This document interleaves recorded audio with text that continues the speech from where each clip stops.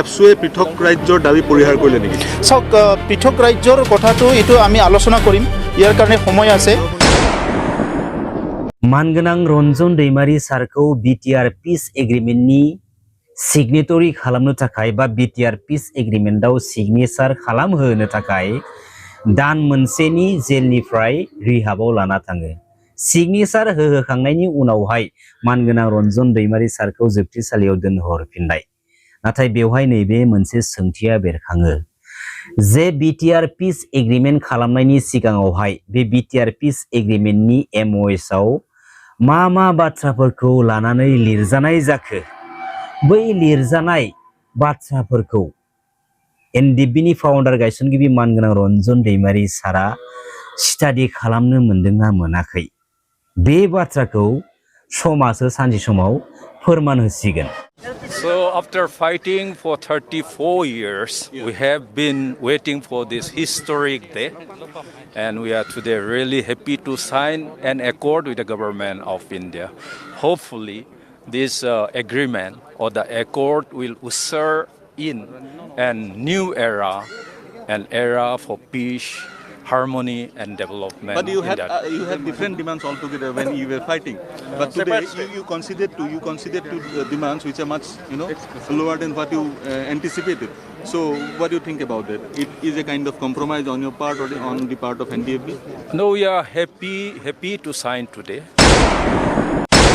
बिएलटिनि गासै जेंना जेथोफोरखौ सुस्रांना होनायनि थांखिजों 2003 फेब्रुवारियाव बिटिसि एकर्डखौ खालामनाय जादोंमोन। जेरैबायदि थांखि लानानै बिटिसि एकर्डखौ खालामनाय जादोंमोन, बे थांखि बायदियैनो बिटिसि एकर्डनि उनावहाय बिएलटि ब्रादार्समोननि मुङाव नांनानै थानाय दायफोरखौ आसाम गभर्नमेन्ट आरो सेन्ट्रेल गभर्नमेन्टआ निमाहा होनायखौ जों नुनो मोनदों।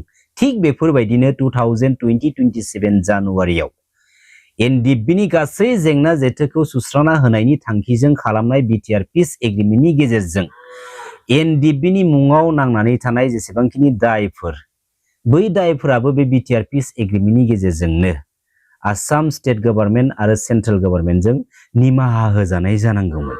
नाथाय बेबायदि जानायखौ जों नुनो मोनाखै।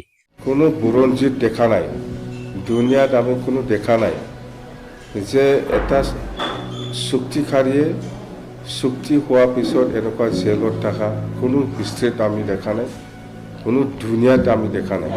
এজনে এনডিএফবি সংস্থাপন কৰা দেখা নাই। আজিকালি কোনজন এনডিএফবি সংস্থাপন কৰিছে? প্ৰমোদ বৰডাঙৰীয়ে দেখুৱাই দিয়ক।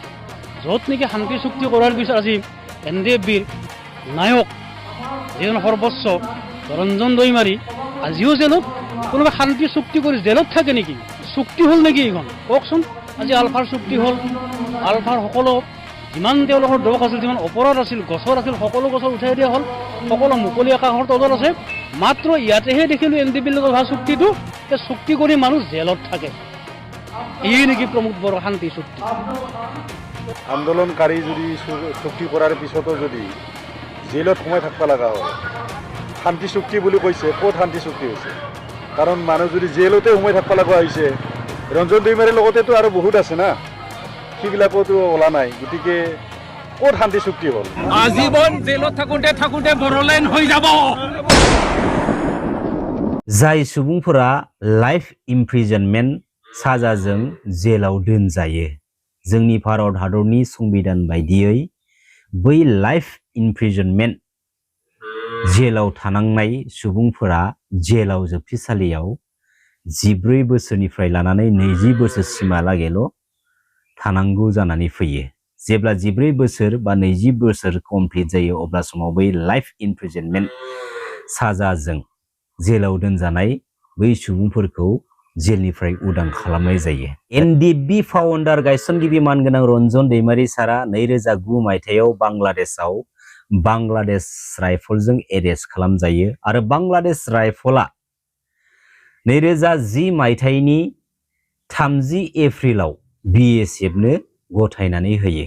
2010 मायथाइनिफ्राय लानानै दिनै 2026 मायथाइ, अर्थात मानगोनां रन्जन दैमारी सारा जोबथेसालियाव दिनैयो 16 बोसोर, बै बोसोरनि समफोरखौ दिनैयो बाबेन होहरबाय। लाइफ इमप्रिजनमेन्ट साजाजों जोबथेसालियाव थानांनाय सुबुंफोरखौ 20 बोसोर कमप्लिट जाखांनायनि उनावहायनो जेलनिफ्राय तारमाने उदां खालामहरो अब्ला दिनै मानगोनां रन्जन दैमारि सारखौ 4 बोसोरल' जोबथेसालियाव लाखिनो हासिगोन भारत हादरनि नेमखान्थि बायदियैनो मानगोनां रन्जन दैमारि सारा 4 बोसोरनि उनावहाय जोबथेसालिनिफ्राय उदां खालाम जागोन दिनै मानगोनां रन्जन दैमारि सारनि जोबथेसालियाव थानो गोनां जानाय माखासे बाथ्राफोरखौ लानानै जों बर'नि गेजेराव गावजों गावनि गेजेराव कुइसन खालामलायनाय सोरनिबा कुइसना पजिटिभ लाइन सोरनिबा कुइसना पजिटिभ लाइनजों माखासे गावनि बेनिफिट्सखौ लानो थांनो नाजानाय बेबायदि माखासे बाथ्राफोरजों सोंथि सोंलायनाय माखासे नुथायफोरखौ जों दिनै नुनो मोनो नाथाय बे समाव बयनिख्रुइबो देरसिन सोंथिया नैबेसो आरो बे सोंथिखौ बुहुमनि साफ्रोमबो बर' फिसाफोरा सोंथि खालामनांगौ जे एनडिएफबि नि गासै जेंना जेथोखौ लानानै 2020-27 जानुवारियाव बिटिआर पिस एग्रिमेन्ट खालामनाय जादोंमोन बे बिटिआर पिस एग्रिमेन्टनि गेजेरजों एनडिएफबि नि फाउन्डार गायसनगिरि मानगोनां रन्जन दैमारि सार लोगोसे जेसेबांखिनि एनडिएफबि केडार्सफोरा जोबथेसालियाव जोबजानानै दोनजादों बा थानांगौ जानानै फैदों बै गासैबो बे बिटिआर पिस एग्रिमेन्टनि गेजेरजों मानो उदां खालामजादिया आरो बे बिटिआर पिस एग्रिमेन्टनि गेजेरजोंनो एनडिएफबि नि फाउन्डार गायसनगिरि मानगोनां रन्जन दैमारि सारजों लोगोसे जेसेबांखिनि एनडिएफबि केडार्सफोरा जेलाव जोबजानानै दोनजादों बै गासैखौबो स्टेट गभर्नमेन्ट आरो सेन्ट्रेल गभर्नमेन्टआ उदां खालामनानै होआब्ला बे बिटिआर पिस एग्रिमेन्टखौ जों खालामा बे बिटिआर पिस एग्रिमेन्टआव जोङो सिगनेचार होआ होननानै सेन्ट्रेल आरो स्टेट गभर्नमेन्टखौ मानो धमकी होनो हादिया बेराफारसेथिं बे बिटिआर पिस एग्रिमेन्टनि गेजेरजों लिरनानै लाबोजानाय बै दफाफोरखौ मावफुंनांगौनि थाखाय दिनैयो सेन्ट्रेल आरो स्टेट गभर्नमेन्टखौ